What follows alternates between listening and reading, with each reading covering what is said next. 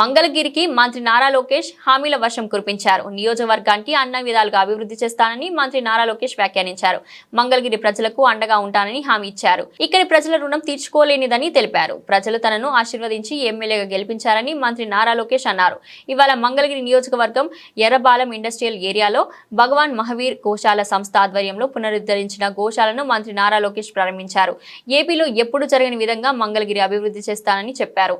ఈ ప్రాంతంలో Gems and jewellery park ఏర్పాటుకు కృషి చేస్తున్నానని మంత్రి నారా లోకేష్ పేర్కొన్నారు. మళ్ళీ ఇంకొక 2 గోశాలల్ని ప్రారంభిస్తాం. చాలా చాలా ఆనందంగా ఉంది. 2002లో 2 ఆవులతో మొదలైన ఈ గోశాల ఇప్పుడు దాదాపు 450 ఆవులకు వస్తాం. నిజంగానే దాని వెనకాల ఎంత కృషి ఉందో, కష్టం ఉందో ఇక్కడికి వచ్చిన తర్వాత నాకు అర్థమైంది. పెద్దలు అన్నట్టు అందరూ ఒకరే, ఇక్కడ హైరార్కీ లేదు. అందరం కలిసికట్టుగా ఆవుల సంరక్షణ కోసం పనిచేద్దాం అని చెప్తాను. నిజంగానే చాలా మంచి మాట. అది మీరు ఆచరణలో పెడతాం. చాలా చాలా ఆనందమైన విషయం. ఈ రోజు మీ దగ్గర నుంచి నేను చాలా నేర్చుకోవాల్సిన అవసరం కూడా ఉందని నాకు అర్థమైంది. ఒక పక్కన రమేష్ గారు, ఇంకో పక్కన తేజరాజ్ గారు ఇద్దరు నన్ను కలిసినప్పుడు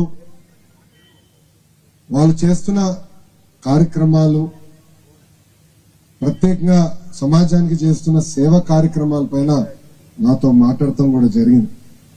దాంట్లో భాగంగా ఇక్కడ నడిపిస్తున్న గోశాల, ప్రత్యేకంగా ఇక్కడ ఒక హాస్పిటల్, ఇంకో పక్కన ఇంట్లో సీసీటీవీ ఉంటుందో లేదో తెలియదు కానీ గోశాలలోనే సీసీటీవీ పెట్టుకుని చాలా పకడ్బందీగా మానిటరింగ్ అడ్మినిస్ట్రేషన్ చేస్తాం.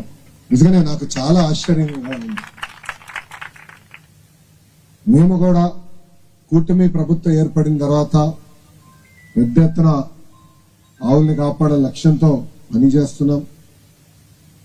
గోకులంలో కానివ్వండి, గోశాలలు కూడా పెద్ద ఎత్తున ఏర్పాటు చేయాలనేది మన ప్రభుత్వం నిర్ణయం తీసుకుంది.